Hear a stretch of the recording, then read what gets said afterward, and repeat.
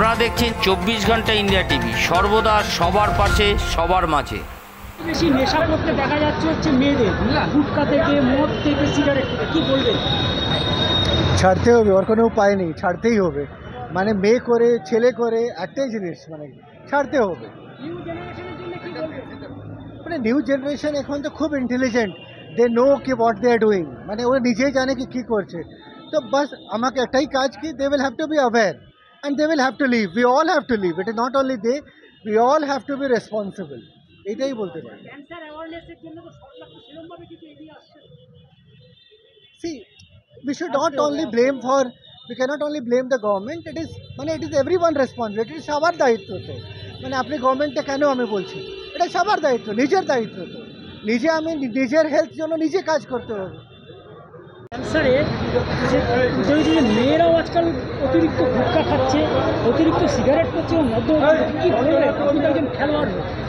এটা ডেফিনেট, এটা তো দিন দিন বাড়ছে এই রোগটা, এবং এর জন্য আমাদের সবাইকে এগিয়ে আসতে হবে, আমাদেরকে নিজেদেরকে সচেতন হতে হবে, এবং সচেতন ছাড়া কোনো উপায় নেই।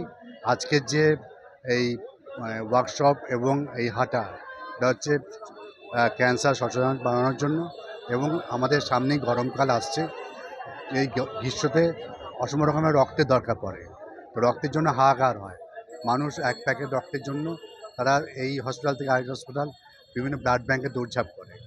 এই মতো উদ্যোগ নিয়েছে West Bengal voluntary blood donors forum, এবং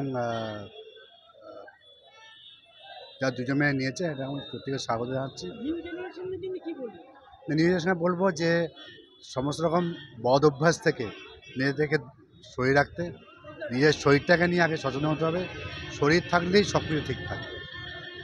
আজকাল দেখা যাচ্ছে মেয়েরা বেশি সিগারেট খাচ্ছে, মদ্যপান পান খাচ্ছে, গুটখাও খাচ্ছে, কি বলবেন? খারাপ লাগে স্যার, মন খারাপ হয়ে যায়। ওরাই তো স্থির ছিল, ওরাই তো ছিল যেটা মানব জাতিকে ভালোভাবে চালিয়ে যাচ্ছিল, না করাই উচিত স্যার।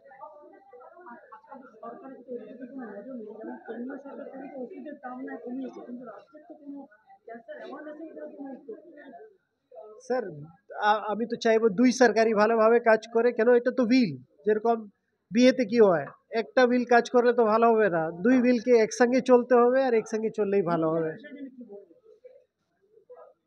ভাই তুমিরা পড়ালেখা করো, শান্ত থাকো, এত উত্তেজনায় থাকো না, আর ভালো জিনিস করো।